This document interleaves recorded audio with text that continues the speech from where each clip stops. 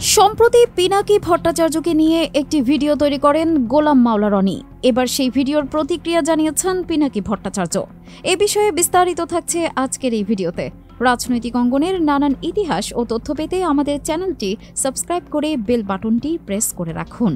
বন্ধু প্রতিম গোলাম মাওলা রনি বলেছে, আমার তদবিরে নাকি 24 ঘন্টার মধ্যে কাজ হয়ে যায়।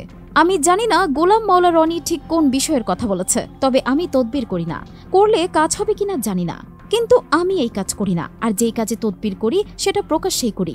আমি চাই মায়ের ডাকের তুলি যেন মানবাধিকার কমিশনের কমিশনার এবং পরে প্রধান উপদেষ্টার বিশেষ সহকারী হয়। আমি একজন ব্রাইট তরুণ আইনজীবীকে প্রসিকিউশনে চাই। আপনারা চিনেন তাকে, আগে হোক তারপরে বলবো আমি উনার জন্য প্রচুর মুলামুলি করেছি। মোদি বিরোধী লড়াইয়ের সময় অনেকের নামে মামলা হয়েছিল, আমি তাদের মামলাগুলো থেকে অব্যাহতির জন্য কাজ করি, দরকার হলে চাপাচাপি করি। শহীদ পরিবারের ভাতার জন্য তদবির করি, আহতদের চিকিৎসার জন্য তদবির করি। যারা এই রাজনৈতিক লড়াইয়ের সময়ে গুম হয়েছেন, মামলা খেয়েছেন, শহীদ হয়েছেন, দেশ ছেড়েছেন, নির্যাতিত হয়েছেন, তাদের জন্য কিছু করা গেলে করি। সেই দিন রাজশাহী বিশ্ববিদ্যালয়ের কিছু ছাত্র বলল তারা এডমিশন টেস্ট দিতে পারছে না, ফি জমা দিতে দেরি হয়েছে। তাই কথা বলেছি ভিসির সাথে, সাহায্য করতে পারিনি কিন্তু চেষ্টা করেছি।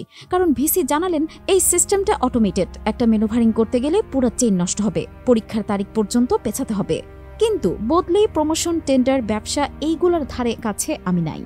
আমার কথায় বাংলাদেশ চলে না, কিন্তু বাংলাদেশের মানুষের অসংখ্য সমস্যা। এই সমস্যাগুলোর সমাধানের জন্য একটা ব্যবস্থা থাকা দরকার, যেখানে সবাই সবার অভিযোগ জানাতে পারবে আর সমাধানের জন্য পেশাদার সমাধান পাবে। কি কি করা যায়? Any idea?